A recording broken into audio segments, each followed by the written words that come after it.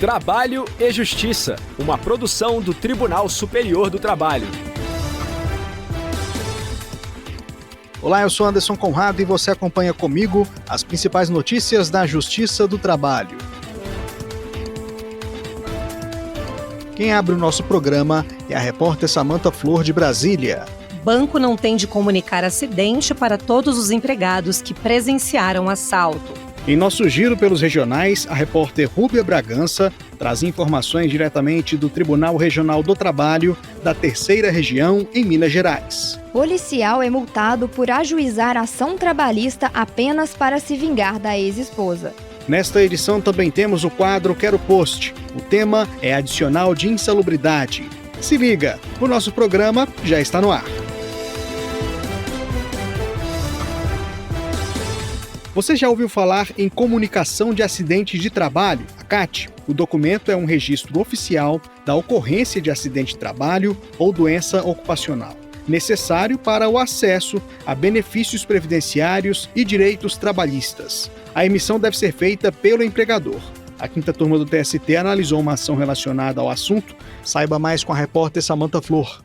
O caso envolve o Sindicato dos Empregados em Estabelecimentos Bancários e Financiários de Presidente Prudente de São Paulo e o Santander. Antes da discussão na Justiça Trabalhista, o Ministério Público do Trabalho havia recebido denúncia da entidade de que o banco não emitiu a CAT após o assalto, ocorrido em março de 2011. Na ocasião, 3 bancários foram rendidos e ameaçados de morte por homens armados. O MPT propôs a assinatura de um termo de ajuste de conduta, mas a instituição financeira não aceitou. Por isso, o órgão apresentou ação civil pública. Para o MPT, assaltos em agências bancárias configuram acidente de trabalho de acordo com a Lei da Previdência Social. Dessa forma, de forma preventiva, a emissão da CAT deveria ocorrer para todos os empregados que presenciaram o crime. O Santander alegou que somente emite o documento nos casos de assalto se houver redução da capacidade de trabalho. A instituição relatou que encaminha as vítimas ao programa de apoio pessoal especializado e todas são submetidas à avaliação por médicos da empresa. O pedido do MPT foi aceito em primeiro e segundo graus. O banco, então, recorreu ao Tribunal Superior do Trabalho. De acordo com o Santander, os empregados que estavam na agência na hora do assalto foram devidamente atendidos e acompanhados. Além disso, não apresentaram lesão ou incapacidade. O relator do caso na quinta turma foi o ministro Breno Medeiros. Ele avaliou que a mera ocorrência do assalto não configura automaticamente acidente de trabalho ou situação equiparada. Ainda de acordo com o relator, a comunicação somente é obrigatória nos casos em que ficar demonstrada a incapacidade do trabalhador. Por unanimidade, a turma decidiu que, uma vez ausente essa obrigação, também é indevida a condenação por dano moral coletivo. Os envolvidos na ação não podem mais recorrer. O tema de fevereiro da Biblioteca Adélio Maranhão do Tribunal Superior do Trabalho é responsabilidade trabalhista no assédio moral ou sexual. Mensalmente, a biblioteca oferece informação atualizada sobre assuntos de destaque. É uma pequena bibliografia selecionada a partir do tema escolhido pela Comissão de Documentação do TST. As obras selecionadas este mês abordam tópicos como assédio moral acidentário, virtual e horizontal. A lista é organizada em formato de referências bibliográficas, em ordem alfabética de sobrenome do autor. Links para conteúdos multimídia também estão disponíveis. Para conferir o material selecionado e preencher o formulário de solicitação de conteúdo, é só acessar tst.jus.br/biblioteca. Giro pela Justiça do Trabalho. Um caso que envolve o pagamento de multa por litigância de má-fé foi analisado pela Justiça do Trabalho em Minas Gerais. Os detalhes você acompanha com a repórter Rúbia Bragança, que fala diretamente do Tribunal Regional do Trabalho da Terceira Região. O autor da ação, que é policial militar, pediu o reconhecimento do vínculo de emprego com a clínica estética de propriedade da ex-esposa. Informou que realizava procedimentos no local e acumulava as funções de gerente, de auxiliar de serviços gerais e de marketing. Porém, ao avaliar o caso, o juiz da Vara do Trabalho de Coronel Fabriciano entendeu que ficou evidente que ele frequentava a clínica apenas como esposo da proprietária.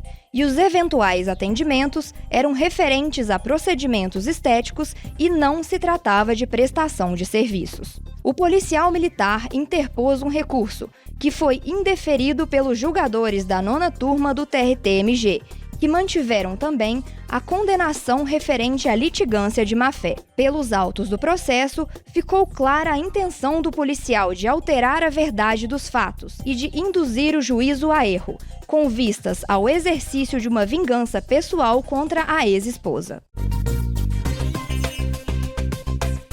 Quero Post! No quadro Quero Post de hoje, vamos esclarecer a dúvida de um ouvinte que pediu para não ser identificado. Ele encaminhou um e-mail com a seguinte pergunta: faço limpeza de banheiros em rodoviária. Posso receber adicional de insalubridade? Quem vai responder é a juíza titular da 3ª Vara do Trabalho de Campinas, em São Paulo, Marina Zerbinati. Vamos conferir. Para responder a essa pergunta, primeiro precisam ser verificadas quais as condições do local de trabalho. Isso é importante porque a NR 15, anexo 14, que é a portaria do Ministério do Trabalho que trata da insalubridade por agentes biológicos, não diz que há insalubridade na limpeza de banheiros, mas sim que há insalubridade no contato com esgotos, especificamente tanques e galerias de esgoto, e também na coleta de lixo urbano.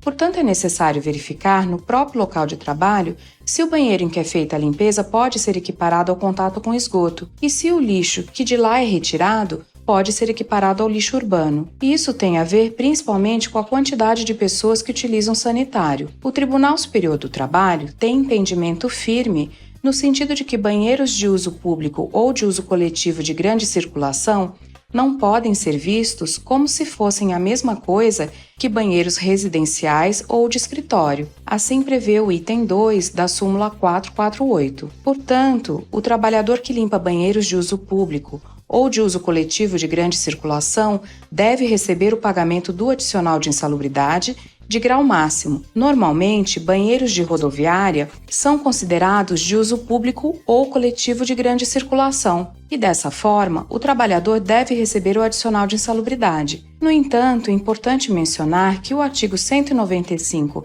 da CLT prevê que o juiz deverá nomear um perito que vai verificar como é o dia a dia do sanitário e opinar sobre a presença ou não da insalubridade. Caberá então ao juiz decidir. Interessante também mencionar que, mesmo que sejam fornecidos todos os equipamentos de proteção necessários, não ocorre a eliminação da condição insalubre por risco biológico. Assim, mesmo que a empresa forneça todos os equipamentos de proteção individuais, e ela deve sim fornecê-los, o adicional de insalubridade continuará sendo devido. Esse é o entendimento mais atual do Tribunal Superior do Trabalho. E, finalmente, o valor do adicional de insalubridade para o trabalho realizado em banheiros de uso público ou coletivo de grande circulação é o de grau máximo, no percentual de 40%, sobre o salário mínimo, salvo se a norma coletiva da categoria fixar expressamente outra base de cálculo para tal adicional. E você, também tem dúvida ou sugestão sobre algum assunto relacionado ao direito trabalhista? Deixe um comentário nas redes sociais do TST. No Facebook e Instagram, o perfil é o @TSTJus. Também dá para fazer comentário no canal do TST, youtube.com/TST. Se preferir, mande um e-mail com seu questionamento para crtv@tst.jus.br. Eu fico por aqui. O trabalho e Justiça teve a apresentação de Anderson Conrado, edição de Liamara Mendes, produção de Ana Luísa Badu e Milene Teixeira, colaboração das estagiárias Ana Neves e Sofia Elizabeth Vieira, supervisão de Patrícia Rezende e trabalhos técnicos de Eduardo Miranda e Rafael Feitosa. O programa é uma produção da Rádio TST sob a coordenação de Rodrigo Tugnoli e a supervisão geral da Secretaria de Comunicação Social do Tribunal Superior do Trabalho. A gente se encontra na próxima edição. Eu espero você. Até lá! Trabalho e Justiça, uma produção do Tribunal Superior do Trabalho.